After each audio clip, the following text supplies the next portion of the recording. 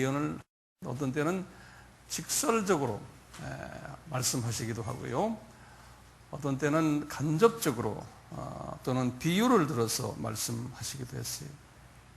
이 예언들이 그 주요 그 내용들을 보면은요, 이제 종말이 되면 사회적인 급 변화가 있을 것이고, 정치적인 큰 변화가 있을 것이고, 경제적인 변화 또는 문화적인 변화, 이 자연적인 변화, 그러면서 또 이 복음 안에 들어와서의 이 복음의 변화, 이 종교적인 변화, 다시 말하면 영적인 변화들이 일어날 것을 예수님이 예언하셨어요.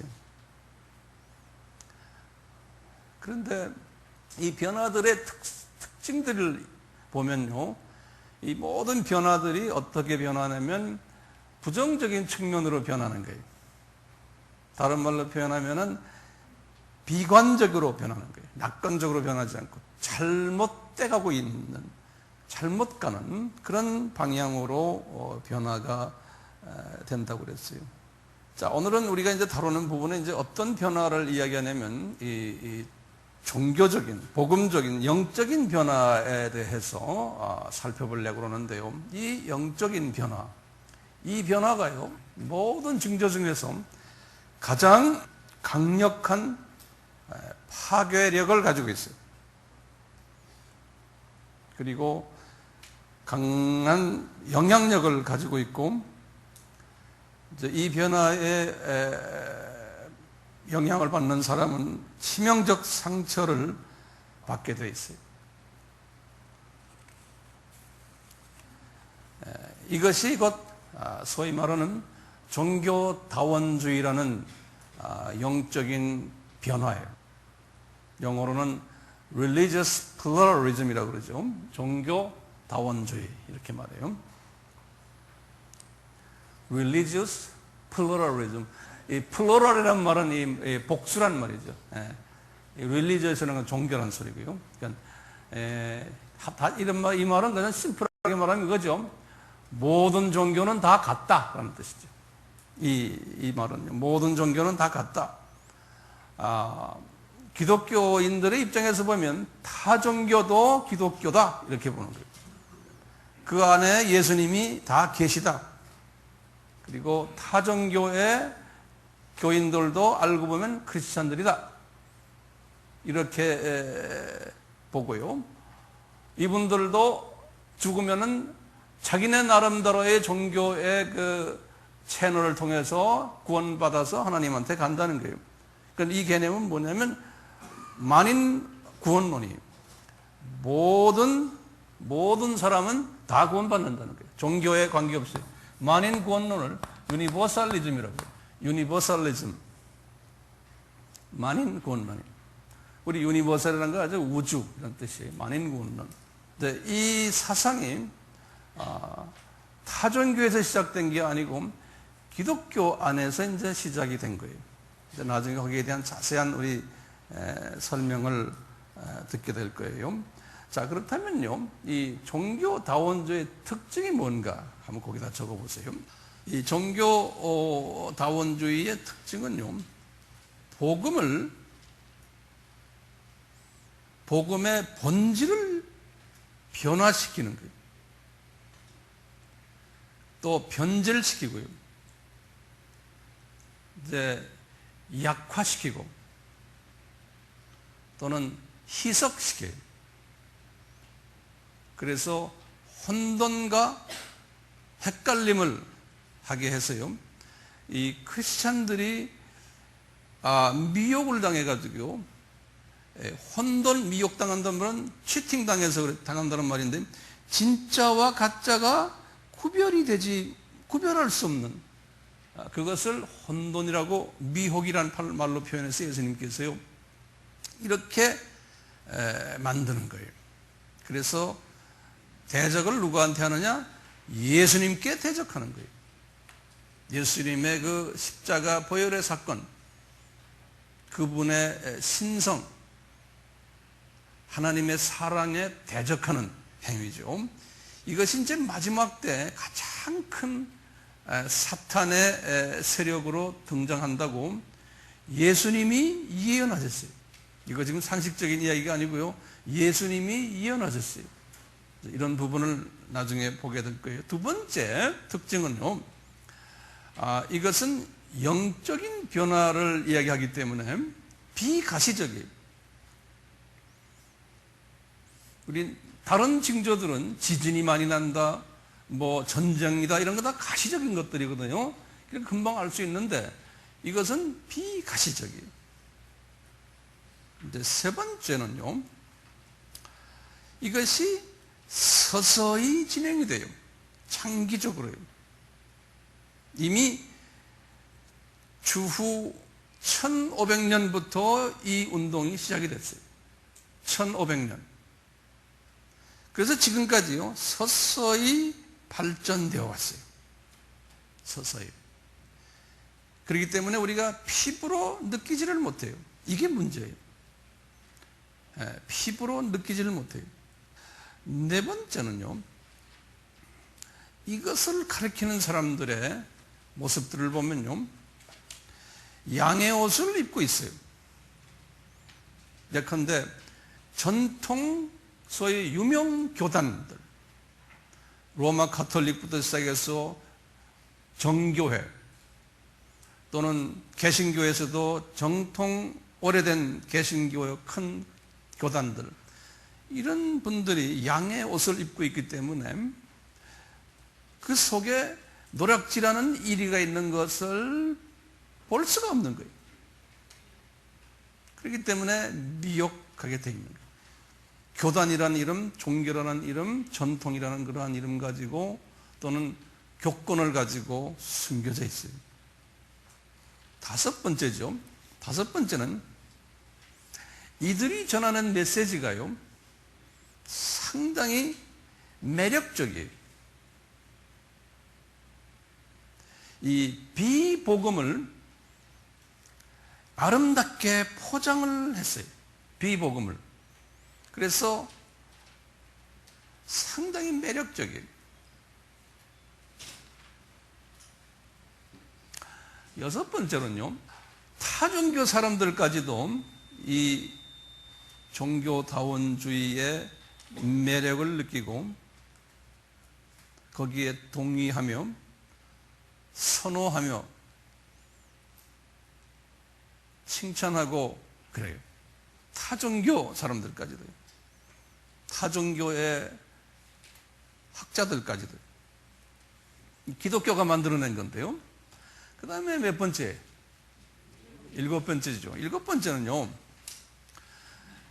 이것 때문에 교회 공동체를 혼돈케 하고 분열시키고 심지어는 파괴시키는 도구가 이것으로서 나타나고 있어요. 그래서 20세기에 들어와서 이 운동 때문에 교단들이 많이 갈라지고 교회들이 갈라지고 서로가 지금도 심한 다툼을 하고 있어요. 이제 이런 부분을 우리가 나중에도 자세히 볼 것입니다. 여덟 번째로요, 이 가르침이 교회 공동체를 영적으로 잠들게 하고 결국은 영적으로 죽이게 하는 역할을 하게 돼요.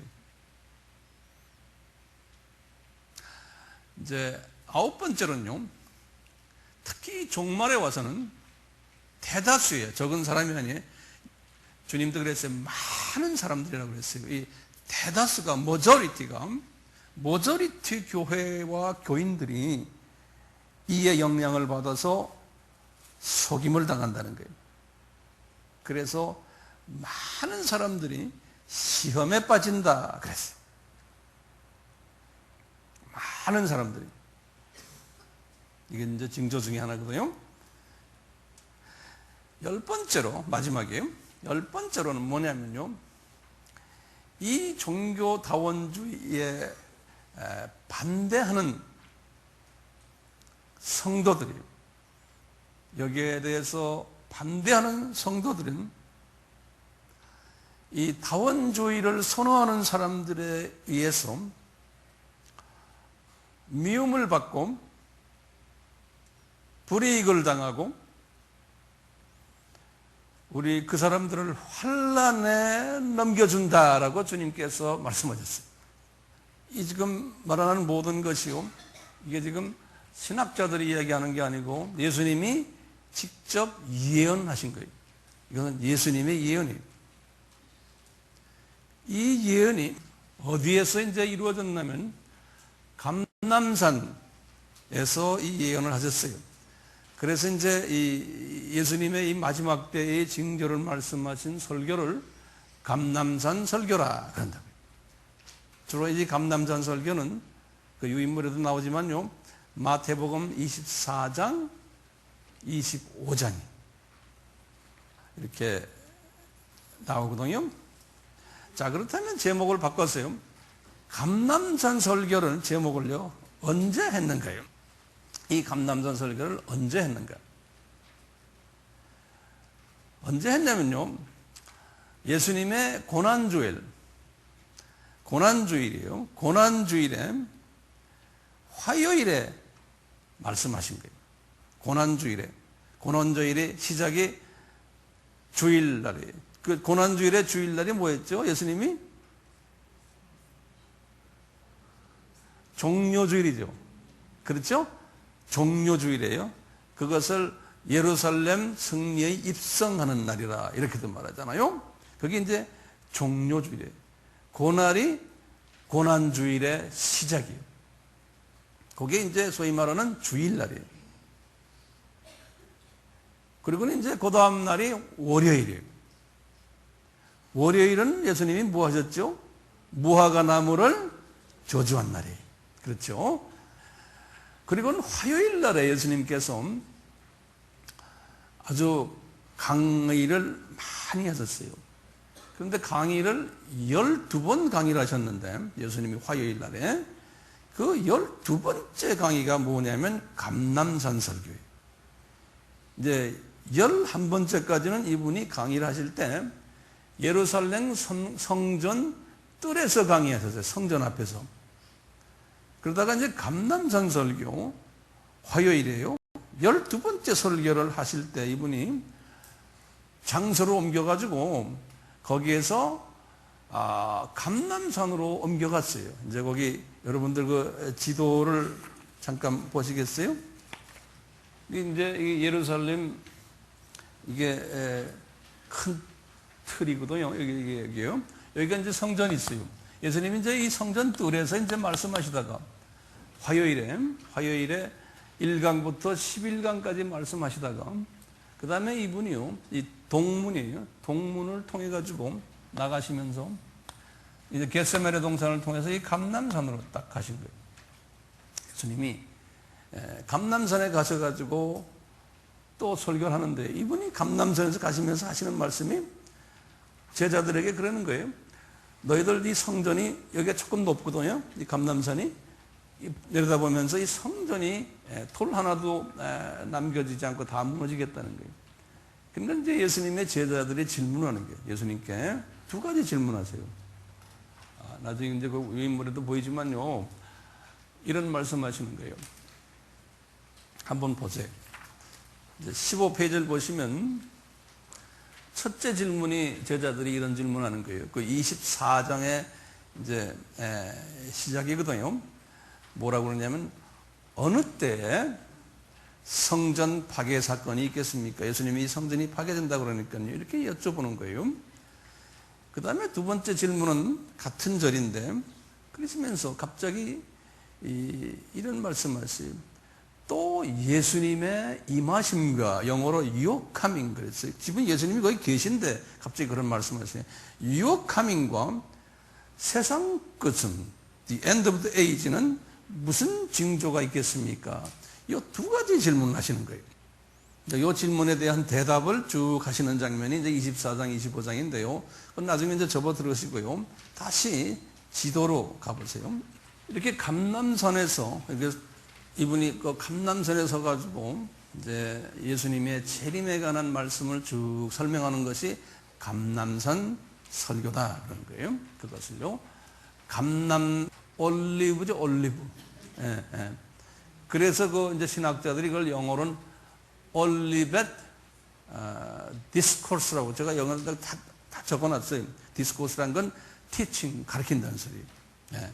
그래서 이제 신학적인 영어로 올리벳 디스코스 그래요. 한국말로는 감남산 설교다. 그래서 우리가 감남산 설교하면은 이렇게 이제 알아둘 필요가 있어요. 자, 그런데요, 이 감남산 설교가 무슨 요일이라고 그랬어요? 화요일이에요. 화요일에 설교를 몇 번 했다고요? 12번 하셨는데 감남산 설교는 몇 번째예요? 12번째 설교예요. 됐죠? 예. 그런데 이 감남산 설교를 이해를 하시려면은 이 고난주일의 첫날이 뭐였어요? 첫날이 종료주일이죠? 종료주일이에요. 이 첫날의 사건부터 둘째 날, 셋째 날 이 사건에 대한 배후를 알아야 돼요. 그래서 제가 아주 간단하게 설명을 해드리겠지만 이 첫날 이 종료주일의 배후가 어디에 있느냐. 종료주일이 왜 예수님께서 그날에 들어가셔가지고 이분이 왜 나귀를 타고 예루살렘으로 들어갔나. 이것부터 알아야 되는 거예요. 자, 이것을 알려면 어디로 들어가야 되냐면요. 항상 대답은 구약에 있거든요. 이것을 알려면 어떻게 해야 돼요? 우리 아바 공부 열심히 하는 분들. 6월절의 기원을 알아야 되는 거예요. 1페이지. 그 6월절 기원을 잠깐 봅시다.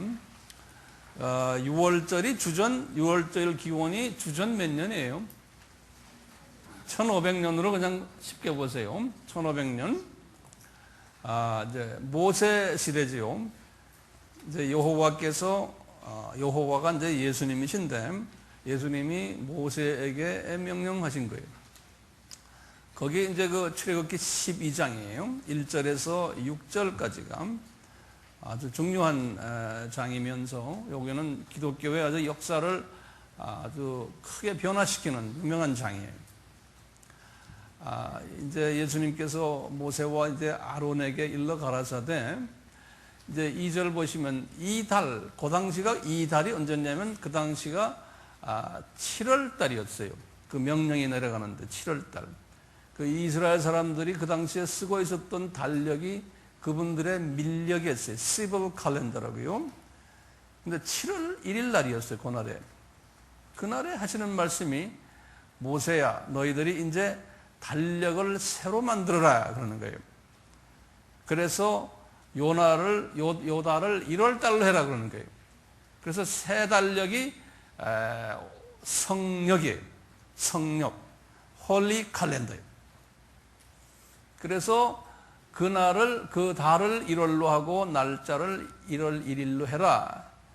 그래서 이제 거기 보면 해의 첫 달이 되게 하라 써놨잖아요. 그러니까 이제 이 순간부터 이스라엘 사람들이 달력이 2개가 생겼어요. 출애굽기 12장부터. 그래서 이제 12장 이후부터는 모든 그 날짜와 이런 것들은 성력에 의해서 계산이 돼요. 그 전에는 밀력에 의해서 계산이 되고 그래요. 자, 그러면서 3절에 보시면 너희는 이스라엘 회중에게 고하여 이르라. 이달 열흘, 그러니까 1월 10일이에요. 1월 10일에 시장에 가서 어린 양이나 또는 그 염소를 가서 사오라는 거예요. 사오는데 5절에 보면요. 그 조건이 있는 게 어떤 염소를 사야 되나? 흠이 없고 1년 된 수컷을 사라는 거. 거기다 줄을 좀 그어놓고 동그라미 쳐놓으세요. 그 예수님의 모습이에요. 흠이 없고 1년 된 수컷을 사라 그런 거예요. 근데 사서 이제 사와서 집에 갖고 오는 날이 어느 날이에요? 1월 며칠이에요? 1월 10일 날이에요. 1월 10일에 사서 가져오는 날이요. 그리고는 언제까지 그 양이나 염소를 보관하라고 그랬냐면요, 6절에 보시면 이달 14일까지 간직해라는 거예요. 14일까지요. 그리고는 14일 저녁에 해질 때 잡아라는 거예요. 그 이스라엘 달력은 우리 알다시피 저녁 6시가 하루가 끝나거든요. 그렇기 때문에 우리는 밤 12시가 하루가 끝나지만요, 이스라엘 달력은 저녁 6시에 하루가 끝나기 때문에 해질 때란 말은 그 다음 날을 말하는 거예요. 그러니까 1월 며칠이에요? 15일이에요. 그날 잡아라는 거예요. 근데 나중에 우리가 보겠지만요, 1월 10일이 무슨 요일이냐면, 여기 달력에 써놨지만 주일날이에요. 1월 10일이. 유대인들의 그 달력에 의하면요, 우리에게도 마찬가지예요. 1월 10일이 주일날인데,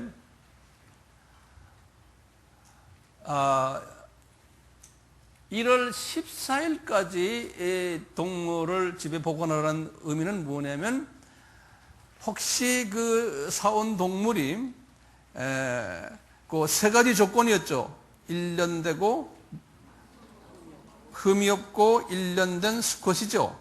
특히 이 동물이 과연 이 조건에 맞나 안 맞나를 점검하는 기간이 나흘이에요. 혹시나 이 쫄름바리가 아닌가, 애꾸가 아닌가, 꼬리가 뭐 잘려졌거나 또는 피부병이 있거나 감기 들었거나 이런 걸 체킹하는데, 그 나흘을 체킹하게 돼 있는 거예요. 4라는 숫자는 또 특별한 숫자 아닙니까? 그래가지고 이제 합격이 되면 그 다음 날에 잡아라는 거예요. 그랬거든요. 그래서 이스라엘 사람들이 이 일을 계속 해왔어요. 모세 이후부터요. 제대로 안 해왔지만, 그렇지만 예수님께서 1500년 후에 나타나신 거예요. 예수님께서 나타나셔서 하시는 말씀이, 이제 6월절을 이분이 공생의 3년 동안에 4번 지키셨어요. 6월절을. 예수님께서요, 4번을 지켰는데, 마지막 6월절, 4번째 6월절 될 때예요. 4번째 6월절 될 때 이분이, 그 다음 지도를 보시면 나와요. 2페이지 지도를 보세요. 4번째 6월절 될 때 이분이 어디에 계셨어요? 북쪽 갈릴리 지방에 계셨잖아요. 그러다가 이제 제자들에게 내가 6월절을 지키기 위해서 이제 이 유대 지방으로 내려가겠다는 거예요. 그러시면서 이분이 내려오는 그 루트가 어디냐면 여리고로 먼저 내려오신 거. 그 지도에 여리고 보이죠? 넘버 4에 보면요. 보이죠? 4번째. 여리고로 내려오셔가지고 여리고에서 많은 무리들이 예수님을 따라다니는데 그 중에 대표적인 사람이 누구예요? 여리고에서 예수님 만난 분. 삭개오 아닙니까? 그렇죠?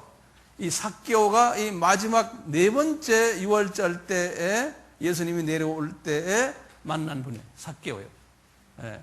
그 뽕나무 위로 올라가서 이제 이렇게 예수님을 만났던 분 아닙니까? 그리고는 말이죠. 그리고는 거기서 끝내가지고 우리 지도에 보시면 알다시피 지금 여기가 여리고인데 예루살렘인데요. 여리고와 예루살렘에 하이웨이가 있거든요. 우리 경부고속도로처럼요. 근데 거기에 보면 여기에 꼭 예루살렘 한 가까이에요. 베단이라는 조그마한 마을 있죠. 여기에 꼭 들르셔서 예수님이 주무셨어요. 이 베단이는 누구네 집이에요? 마리아, 마르다, 나사로 집 아닙니까? 항상 예수님이 베다니에 들리셨어요. 근데 베다니 바로 옆에요. 베다니 바로 옆에. 베다니가 이미 우리 아까 지도에서 봤지만 요 감람산 있죠? 요 감람산 바로 아랫목에 있다고 생각하시면 돼요. 베다니가. 그리고 이 감람산 바로 이 같은 데에 조그마한 마을 하나가 벳바게라고 있는 거예요. 벳바게. 그러니까 거의 같은 동네의 조그마한 마을이에요. 예수님이 벳바게에 딱 들리신 거예요. 이제 베다니를 통과해서 벳바게예요. 벳바게에 딱 들리셔가지고 이제 마태복음 21장 이야기거든요. 들려서 제자들에게 하시는 말씀 있죠. 얘들아 너희들 저쪽에 가면은 나귀 새끼가 있으니까 그 나귀가 아니에요. 나귀 새끼예요. 나귀 새끼를 아무도 안 탄 나귀 새끼가 준비되어 있으니 가서 가져오느라고 해서 이제 갖고 왔잖아요. 그 나귀 새끼를 타고 이분이 예루살렘으로 들어가는 날, 그날이 언제냐면 1월 10일 날이에요. 1월 10일 날 예수님이 정확하게 1500년 전에 누구한테 말한 거예요? 모세에게 말씀하신 것을 그대로 이루시는 거예요, 이분이. 예. 그래서 1월 10일 날에 딱 들어갔어요. 나귀 새끼를 타고요. 왜 하필이면 나귀 새끼일까? 예수님이 어린 양 또는 어린 염소의 역할을 하기 위해서요. 예수님이 두 발로 걸어 들어가시면 안 되잖아요. 그건 사람 아닙니까? 그러니까 예수님이 하나님이 천지 만물을 지으신 창조주가 동물화 되셔가지고 엄청난 겸손이 우리에 대한 사랑이죠. 동물화 되셔가지고 약속하신 창세기 3장 15절에 구원 역사를 이루시기 위해서 이분이 동물화 되셔가지고 예루살렘으로 들어가는 그날이 종료주일입니다. 우리는 종료주일을 어떻게 세는지 이제부터 이걸 묵상하세요. 이 종료주일이 이게 우리한테는 기쁜 날이지만 예수님한테는 기쁜 날도 되지만 그분에겐 고통스러운 날이에요. 예. 이제 죽으러 들어가시기 때문에. 그래가지고 이분이 들어가셨어요. 나흘 동안 점검을 당하셨어요. 과연 이 예수가 죄인이냐 아니냐. 성서에 보면 적어도 7번 이분이 죄가 없으신 분이라는 게 확정됐어요. 이 기간 동안에. 네. 이 기간에 들어가셔서 이분이 종료주일은 월요일 날 지키시고, 아니 주일 날 지키시고, 그 다음에 월요일에 이분이 뭘 하셨어요? 무화과 나무를 저주란 거예요. 이 무화과 나무는 누구의 상징입니까? 이스라엘 나라의 상징이에요. 이스라엘 나라가 어떻게 될 것을 이야기해요? 없어질 것을 말하는 거예요. 그리고는 예루살렘 성전이 무너질 것을 말씀하시는 거예요. 요날 이미. 지금 예수님이 이렇게 지금 들어가시는 이때가 주후 몇 년이에요? 주후 30년이죠. 그렇죠? 근데 이 성전이 무너지고 나라가 없어진 것이 주후 몇 년이에요? 70년이에요. 40년 앞을 내다보시면서 예수님께서 이날 월요일 날에 이것을 행하시는 거예요. 이렇게 행하시군요. 화요일 날 딱 됐어요. 예수님께서 화요일 날에 이제 아주 예루살렘 성전 뜰에서 앉아가지고 아주 새벽부터 했었던 것 같아요. 강의를 12강의를 하셨어요. 화요일 날에요. 좀 있으면 우리 그 내용을 간단히 보겠지만요. 12강의를 하시면서 쭉 하시면서 특히 12번째 강의인 감람산 설교에 들어가서는요. 이분이 아주 시간을 많이 보내셨어요. 이 감람산 설교는 뭐라고 그랬죠? 예수님의 재림의 징조를 이야기하는 거예요. 그럴 때 그 징조 중에 하나가요. 뭐가 있냐면요. 이스라엘이 독립할 것을 말씀하시는 거예요. 이 무화과 나무가 잎이 나면서 다시 무화과 나무가 살아나는 것을 말씀하세요. 그러니까 하루 전에는 이 무화과 나무를 이분이 저주하셨는데, 예? 하루 후에 이제 정말 이야기를 하실 때는 이 무화과 나무가 다시 살아날 것을 예언하셨어요. 이번 그 세미나는 요 3일째 되는 날 화요일에 감람산 설교는 화요일 설교의 몇 번째라고 그랬어요? 12번째. 요 감람산 설교에서 한 20가지 모든 징조들을 이야기하시는데 우리가 그 징조들을 다 보지 않고 그 중에 종교 다원주의와 뭘 본다고 그랬어요? 성전 재건에 관한 것만 집중해서 보기를 원하는 거예요. 3페이지에 제가 거기 자세히 성구까지 자세하게 다 드렸는데요. 이제 일자와 요일과 예수님의 하신 일과 가르치심, 성구, 목적, 비고 자세한 내용을 거기다 썼으니까요. 제가 자세한 내용은 설명을 시간 문제로 잘 안 하겠어요. 그렇지만 여러분도 그냥 보시길 바라고, 1월 11일 거기 보세요. 월요일 부분을 보시면 예수님이 그 베다니에가 주무시고는 월요일에 다시 예루살렘 성으로 들어가시면서 무화과 나무를 저주하는 장면이 나오지요. 이것은 목적이 뭐였을까요? 제가 아까 말씀드린 대로 거기 적어놨죠. 주후 70년에 이스라엘의 패망과 예루살렘 성전이 파괴될 것을 예언해 주기 위해서 그렇게 하신 거예요. 그리고는 그 비골 안에 써놨어요. 장차 예수님의 재림의 징조 중 하나로 이스라엘에 독립될 것을 다음날 화요일에 예언했음.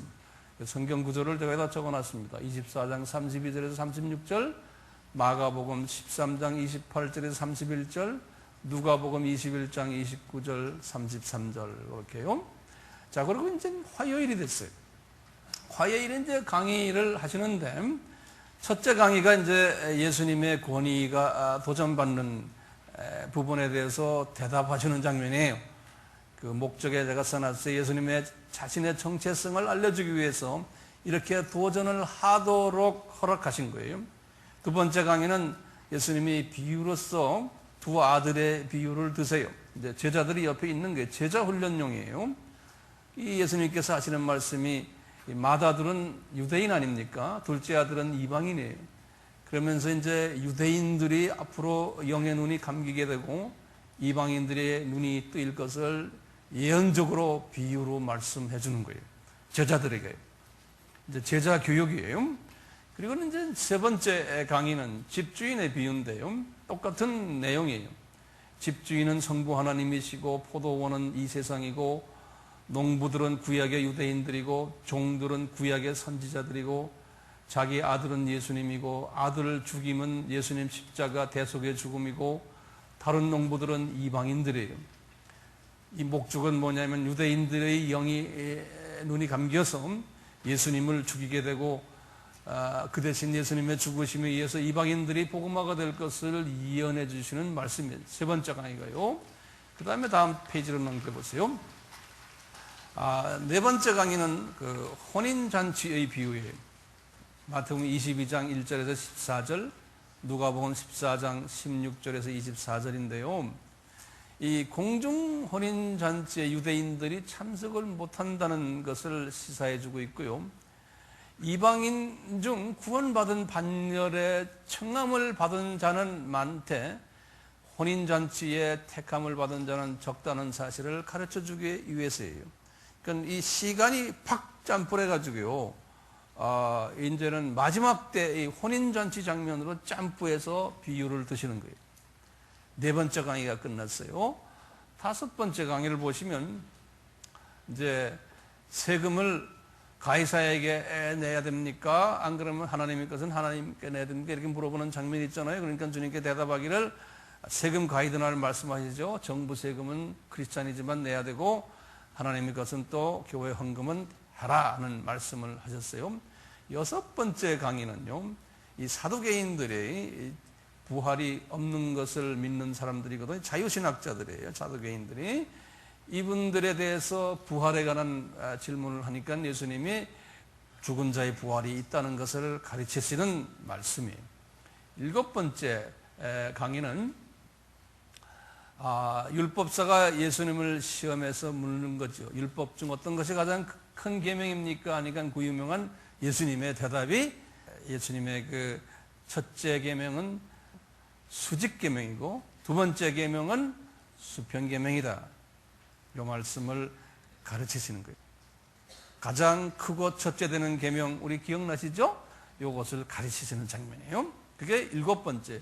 그 넘버 세븐이라는 건 의미가 있죠. 이날 강의도 일곱 번째 강의가 실은 제일 중요한 강의죠. 그렇죠? 그 다음에 이제 여덟 번째 강의가요. 예수님의 질문에 그리스도는 누구의 아들인가? 바리새인들이 대답이 다윗의 아들이다. 이렇게 말씀하시는 장면인데 예수님의 그 족보에 관한 말씀을 해주시고요. 그리고는 아홉 번째 강의가요. 기독교의 지도자론을 가르치는 거예요. 이제 제자들에게요. 그래서 가장 큰 자는 섬기는 자가 가장 큰 지도자라는 거예요. 그래서 자기를 높이는 자는 낮아지고 자기를 낮추는 자는 높아진다는 거예요. 그러니까 이제 신부나 우리 목사는 모세처럼 구약의 지도자처럼 항상 대접받고 위에 있고 이렇게 되면 안 되고 남을 섬겨야 된다는 거예요. 희생하고 섬겨야 된다는 거예요. 이제 이런 말씀을 제자들에게 가르쳤어요. 이런 말하는 내 자신도 제대로 된 지도자인지 아닌지 모르겠어요. 자, 10번째 강의, 그 다음 페이지 보세요. 10번째 강의는 아주 같은 지금 지도자론인데요. 9번째 강의의 지도자론은 좋은 의미에서의 크리스천 지도자론이고요. 이 10번째 강의는 같은 마태복음 23장인데요. 앞으로 이제 교회들이 만들어지고, 이제 교단들이 만들어지고 할 터인데, 7가지 유형의 나쁜 기독교 지도자들이 나타날 것을 예언하신 거예요. 예수님이. 7가지의 바람직하지 않는, 그래서 화 있는 지도자들. 화 있다는 말은 예수님이 화 있다 그랬으니까 진짜 화 있는 거예요. 겉으로는 기독교의 지도자지만 예수님의 시각으로 볼 때는 화가 있는 사람들이라는 거예요. 근데 예컨대 뭐 신부님들이나 또는 비숍들이나 또는 목사님들이나 또는 뭐 교단장들이나 뭐 높은 있는 그런 사람들만이 아니고 지도자는 우리 교회의 권사님들도 지도자에 들어갈 수가 있고 안수 집사님들, 장로님들, 전도사님들, 선교사님들 다 지도자 대열 아닙니까? 다 들어갈 수 있어요. 그러니까 꼭 목사님만 쳐다보지 마시고 이런 거 하실 때 자신을 들여다보시길 바랍니다. 자, 이런 지도자 7가지 유형의 지도자들을 예수님께서 말씀하시는 거예요. 7가지. 그러니까 못된 지도자들 유형을 말씀하시는 거예요. 그러니까 과거 2000년의 역사를 보면 이 말씀 그대로 있었어요. 기가 막히게. 네. 오늘날도 있고요. 그래서 우리가 예수님의 예언적인 말씀을 우리가 묵상을 하면서 영분별력을 가지고 남을 이렇게 보기도 하지만 내 자신도 봐야 되는, 내가 어떤 지도자 반열에 있는가, 과연 내가 서반 리더인가, 안 그러면 군림하고서 자기의 이익을 찾는 리더인가, 이제 이것을 우리가 볼 필요가 있는 거죠. 자, 그걸 보면요, 첫째 지도자들 보면 이런 지도자예요. 천국문을 닫은 지도자들이에요. 그러면서 자기도 못 들어가고 같이 있는 사람도 못 들어가는 그런 지도자 그룹들이 있다는 거예요. 마태복음 23장 13절에 그랬어요.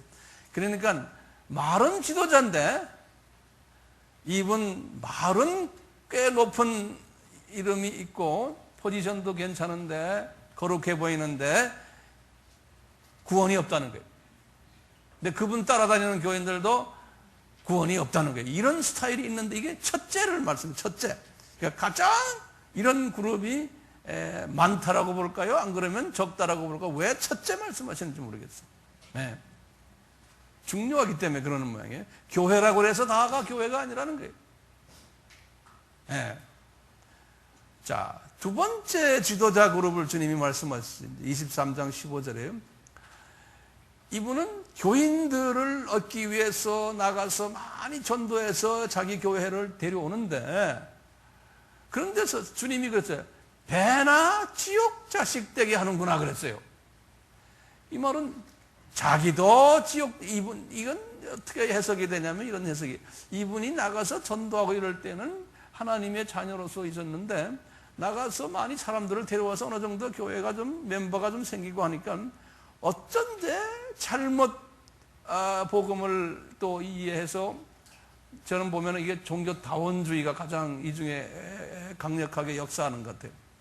그래가지고 본인도 다원주의적인 생각을 가지게 되고 교인들에게도 그런 영향을 미쳐가지고 교인들을 배나 지옥 자식 만들어 버렸다는 거예요. 이런 지도자들이 있다는 거예요. 그러니까 지금 첫째 그룹과 둘째 그룹은 구원이 있어요? 없어요?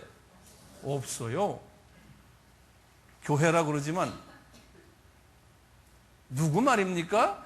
여기 지금 내 말이 아닙니다. 예수님의 말씀이에요.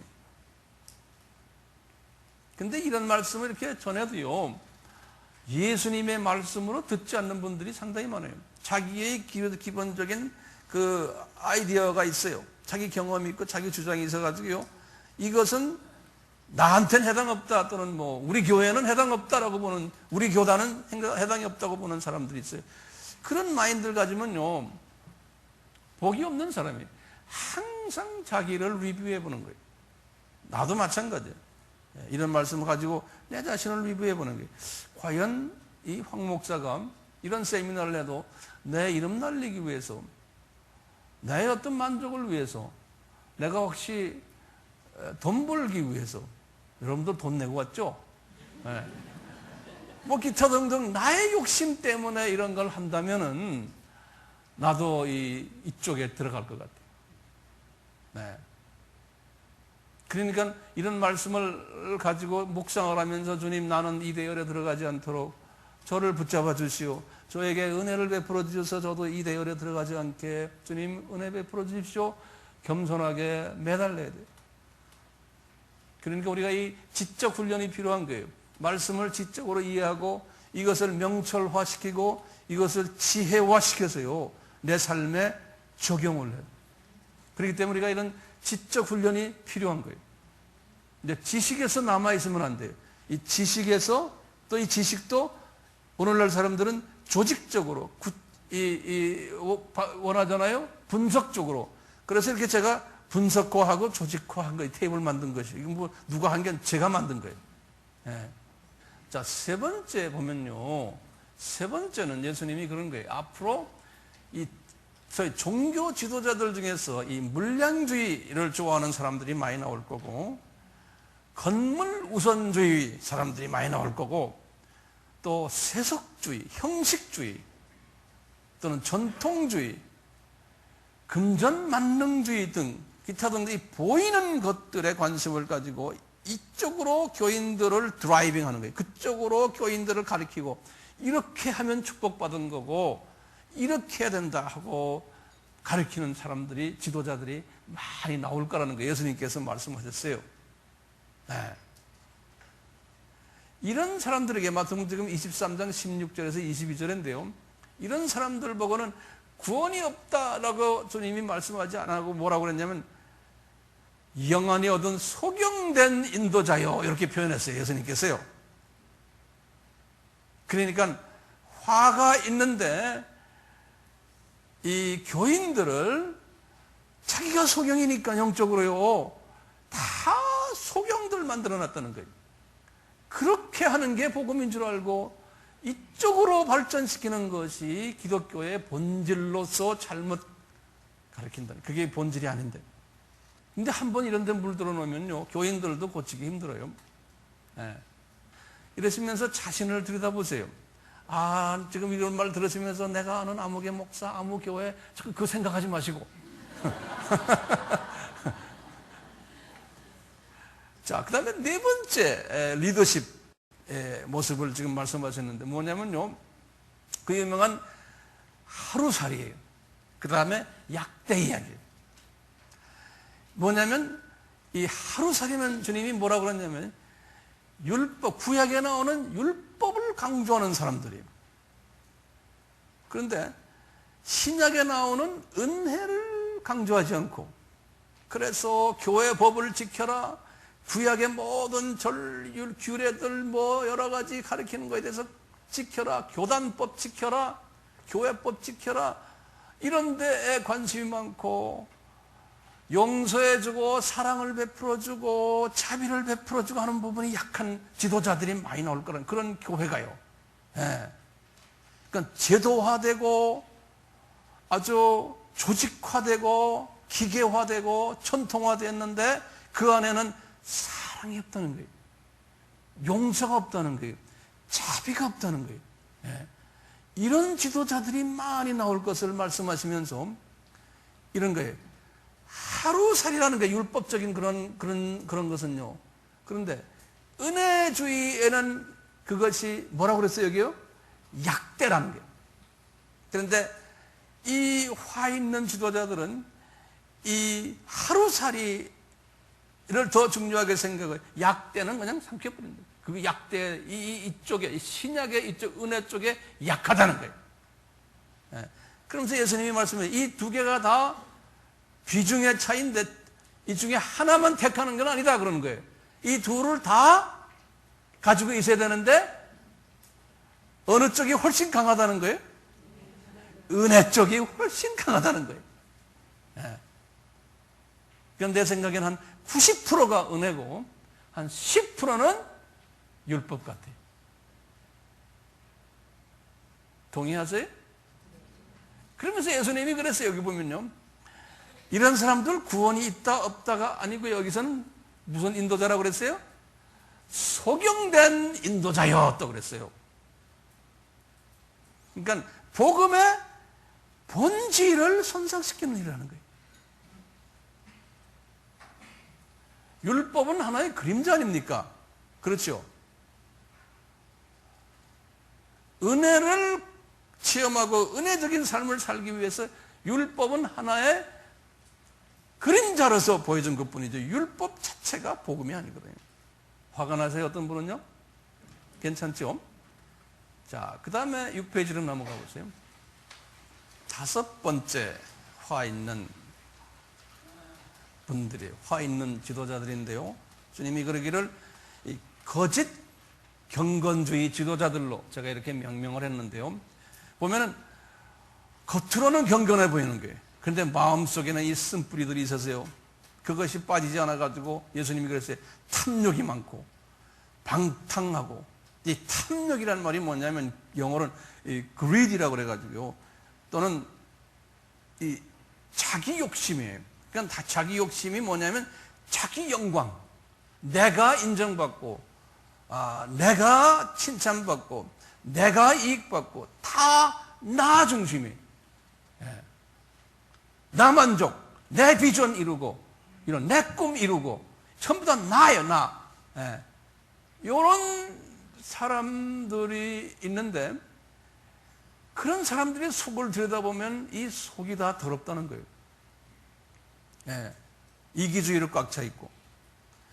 이런 지도자들이 있다는 거예요.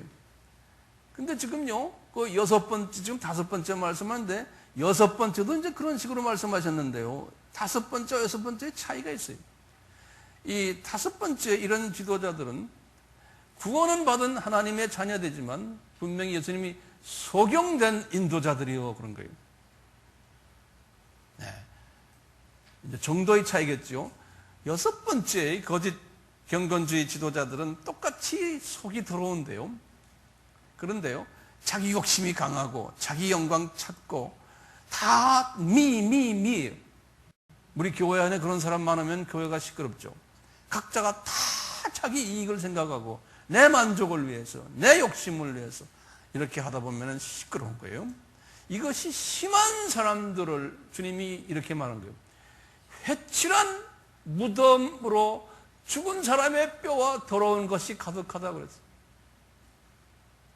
이건 뭐냐? 이건 벌써 죽은 사람이에요. 이 사람은 무덤을 그랬어요. 어떻게 하면 이렇게 돼요? 제가 거기다 적어놨죠.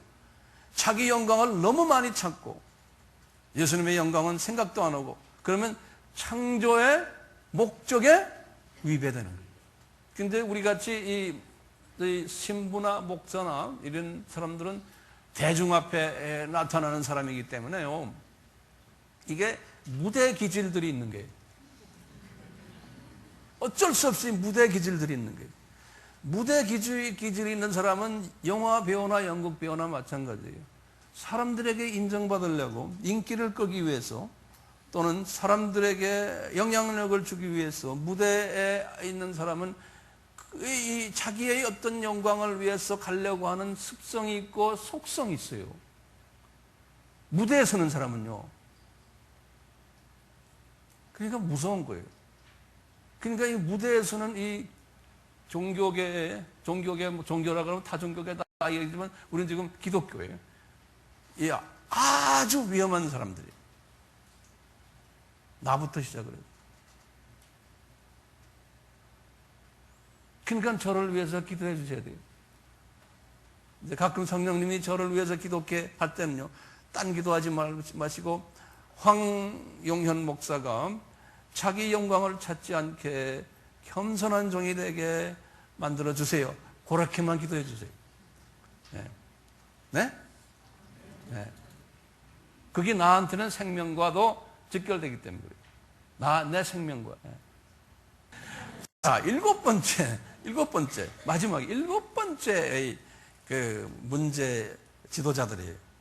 이 사람들은요, 보면요, 이 권력과 물질과 명예의 우상을 섬기는 교계의 지도자들인데, 이 사람들이 그러지 말아라고 경고를 하는 신실한 종들이 있어요. 그 종들을 잡아다가 핍박하고 죽이기까지 한 사람들이에요. 예수님 말씀하시는 거예요. 구약의 선지자들이 하나의 모본 아니에요? 구약에 있는 지도자들이 우상을 섬겼잖아요. 이 십계명의 수직계명을 잘 하지 않고 우상을 섬기고 피조물인 우상을 섬기니까 자기 교권을 섬기고 자기 파워 섬기고 돈 섬기고 명예 섬기고 이런 데 관심이 더 많은 지도자들이에요. 예. 제가 다시 말합니다. 목사님들만이 아니에요. 신부님들만이 아니고 권사님부터예요. 잊지 마세요. 예. 권사님들도 마찬가지예요. 똑같아요. 규모의 차이가 있지만요. 교회에 나오는 목적이 뭔가 한번 다 리뷰해 보는 거예요. 내가 교회에 왜 나오는가? 예수님을 사랑하기 위해서 나오냐? 안 그러면 나의 어떤 목적을 이루기 위해서 나오느냐? 돈 좀 더 벌기 위해서, 우리 자녀들 더 복을 받기 위해서, 내가 더 인정받기 위해서, 이 모든 건 다 창조의 목적과 이거는 관계없는 거예요. 예수님이 보혈을 그것 때문에 직접 흘리신 게 아니잖아요. 그건 간접적으로 부수적으로 오는 것들이지 예수님의 구원이에요. 자, 그런데요, 심하게 그렇게 하는 사람들에게 그러지 말아라 하고 할 때 이 교권을 가진 사람들이, 파워를 가진 사람들이 그 사람을 어떻게 한다고 그랬어요? 핍박하고 혼으로 몰아내고 나중에는 있는 말 없는 말로 혼을 내주고 죽이기까지 한다는 거예요. 그런 일들이 있을 거라고 예수님이 예언하시는 거예요. 하나님 말씀 믿으세요? 아멘?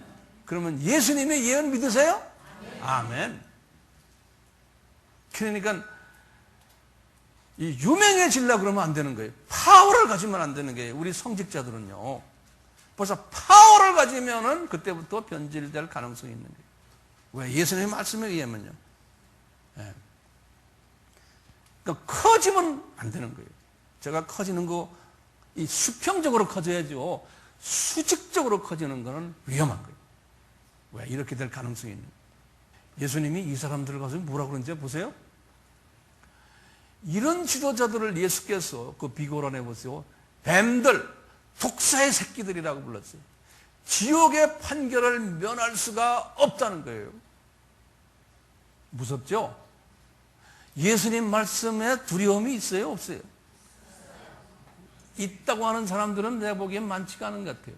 왜냐하면 이런 걸 다 지식으로만 받으려고 그래요. 지금 인포메이션으로 받으려는 사람들이 많아요. 여기 앉아있는 사람들. 네. 이게 나를 와서 때리질 않는 거예요. 인포메이션으로만 받는 거예요. 이게 무서운 거예요. 그러니까 혹시 주변에 이런 지도자들이 여러분 눈에 뜨이고 하면요, 그분들을 위해서 중보 기도를 해주시는 거예요. 그것이 이제 그분들을 사랑하는 거죠. 저를 위해서도 마찬가지고요. 네. 주님이 그런 마음을 보시고 아주 우리를 이쁘게 생각해요. 너는 내 마음을 아는구나. 우리가 그런 사람들을 보고 저주하거나 또는 뭐 비판하거나 이러지 마시고, 비판하지 마시고 위에서 기도해 주는 거예요. 왜 그래요? 저분이 만약에 이 캐다고리에 들어간다면은 구원을 위해서 열심히 전도하고 설교하고 성경 가르쳤는데 주님이 볼 때는 독사의 자식으로 딱 점을 찍어버리면 어떻게 할까 하는 생각이. 그러니까 그런 가능성이 있는 사람을 위해서 기도해 주세요. 이제 영 분별력을 가지고 있어요. 아멘? 예. 11번째 강의를 보시면 예수님께서 11번째 강의는요, 이렇게 말씀하시는 거예요. 갑자기 이제 이 7가지 다 끝난 다음에, 화이슬전도 다 끝난 다음에 23장의 마지막 부분에 11번째 강의 그런 거, 이분이 딱 하시는 말씀이 예루살렘아, 예루살렘아, 이렇게 말씀하시면서요, 내가 보낸 선지자들을 돌려쳐서 죽인 자들이요. 그러면서 예루살렘의 이 지도자들 이야기하는 거예요. 지금 요 바로 앞에 말한 거 7번째와 관계되는 거예요. 그럴 때마다 그래도 내가 너희들에게 긍휼을 베풀어서 예수님이 그러는, 내가 너희들을 그래도 암탈기 병아리를 껴안듯 내가 안아주지 않았느냐 그런 거예요. 구약시대, 그러니까 구약시대에 그렇게 그분들을 안아줬던 분이 누굽니까? 여호와였거든요. 근데 예수님께서 내가 그러니까 구약의 여호와는 누굽니까? 예수님이에요. 이렇게 말씀하시고는 주님께서 시간을 딱 점프를 해가지고요, 그 다음 말이 뭐냐면 보라 그러는 거예요. 너희 집이 황폐해지리라, 딱 이렇게 말씀하시는 거예요. 그 말씀 딱 끝나자마자 그 38절에 그 말씀이 뭡니까? 예루살렘 성전이 무너지리라, 이렇게 말씀하십니다. 주후 30년에 하시는 말씀인데 이 말씀이 그대로 언제 이루어졌어요? 주후 70년에 이루어진 거예요. 그리고는 또 한마디 하시는데 이 말씀은 말이죠, 이게 좀 어려운, 그 다음 39절은 어려운 말씀이에요. 이 신학자들이 해석이 좀 분분해요. 근데 또 알고 보면 심플해요. 이분이 이렇게 말씀하시는 거예요. 시간을 또 짬뿌려가지고요, 이 마지막 대로 짬뿌라는 거예요. 아까는 30년에서 70년을 짬뿌했잖아요. 이제는 마지막 대로 짬뿌하시면서 그 다음 절에 나오는 말씀, 이런 말씀하세요. 볼지어다 이제 유대인 중에 나를 주님이여 라고 외치는 자가 나온다는 게, 주라는 말은요 영어로는 Lord 아닙니까? 그 Lord라는 말은요 구약의 여호와를 Lord로 번역한 거예요. 주라고요. 그러니까 유대인들 중에서 구약의 여호와가, 자기네가 믿고 있는 구약의 여호와가 알고 보니까 예수님이었구나 라고 고백하는 유대인들이 나올 때가 있다는 거예요. 오케이? 그때가 언젠지 모르지만 그때가 올 때까지 너희들은, 유대인들은 내가 누군지를 모르겠다는 거예요. 그런 말씀하시는 거예요. 그러면서 벌써 주님은 생각은요, 이제는 주 70년으로 짬뿌하셨고 그 다음에 종말대로 예수님이 벌써 생각이 짬뿌하신 거예요. 근데 제자들은 그걸 따라오지 못했어요. 근데 우리는 그 짬뿌를 따라올 수 있죠. 네. 짬뿌를 딱 하시고는 그 다음에 이제 24장으로 딱 들어오는 거예요. 24장에 들어오시면서 이분이 아주 그냥 보여주는 거예요. 얘들아, 여기에서 우리가 걸어서 동문 쪽으로 가자. 그래서 기드론 계곡을 지나서 어딜 갔어요? 감람산으로 딱 올라가신 거예요. 올라가서 그 감람산에 올라가셔가지고 딱 보면서, 얘들아, 저 성전 보이냐? 저 성전 이제 무너질 텐데 돌 하나도 제자리 없고 다 무너지겠다. 그러니까 왜 예수님께서 돌 하나도 그랬을까요?